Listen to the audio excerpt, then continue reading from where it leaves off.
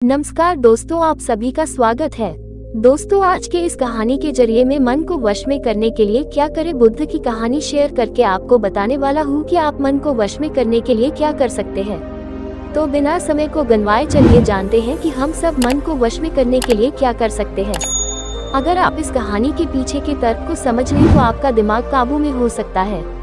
जब मैंने पहली बार यह कहानी पढ़ी तो मुझे इसका तर्क समझ में नहीं आया, लेकिन इसकी भावना प्रेरणादायक है। एक बार महात्मा बुद्ध किसी नगर से गुजर रहे थे।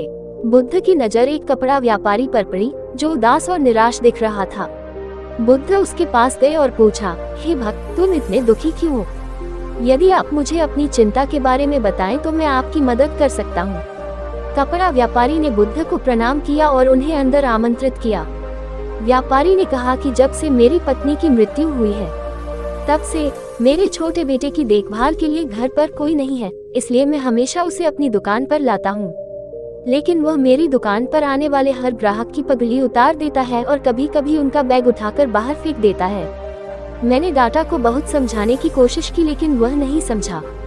उसकी हरकतों से मेरे सभी ग्राहक अपमानित महसूस करते हैं और वापस चले जाते हैं। बुद्ध ने कहा, मैं तुम्हारी मदद कर सकता हूँ, लेकिन तुम मुझसे वादा करो कि तुम मेरे किसी भी काम में हस्तक्षेप नहीं करोगे, न ही कोई सवाल पूछोगे। व्यापारी बुद्ध से एक वादा करता है। अगले दिन बुद्ध पगड़ी पहनकर आए और ग्राहक की तरह बैठे। व्यापारी के बेटे ने आकर बुद्ध की पगड़ी उछाल दी। महात्मा बुद्ध मुस्कुराए और बोले, बहुत अच्छा, जाओ और वह पगड़ी वापस ले आओ। वह बच्चा दौड़कर पगड़ी ले आया और बुद्ध को दे दी। अगले दिन बुद्ध एक कुल्हाड़ी और लाठी लेकर आए।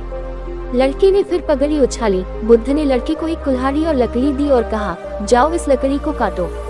व्यापारी को थोड़ा डर था कि कहीं उसके बेटे को चोट न लग जाए, लेकिन उन्हें अपना वादा याद था। 7 दिनों तक महात्मा बुद्ध कोई न कोई नया काम लेकर आते और लड़के से करवाते।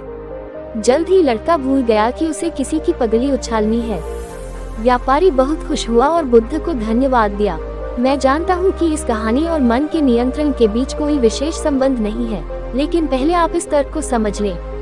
यदि हम अपने मन को अपने अनुसार कार्य नहीं कराएंगे तो मन अपने अनुसार कार्य करेगा। यदि हम मन को अपनी इच्छानुसार नियंत्रित कर ले तो मन को नियंत्रित किया जा सकता है। मन 2 तरह से काम कर सकता है। पहला, मन अपनी इच्छानुसार काम कर सकता है, या दूसरा, हम मन से अपनी इच्छानुसार काम करा सकते हैं। बुद्ध से मिलने से पहले लड़के का मन और मस्तिष्क नियंत्रित रूप से उसकी इच्छा के अनुसार काम कर रहा था, लेकिन बुद्ध ने लड़के से अपनी इच्छा के अनुसार काम कराया, जिससे उसकी आदतें बदल गईं। दोस्तों, हम आशा करते हैं कि आपको बुद्ध की यह कहानी पसंद आई होगी।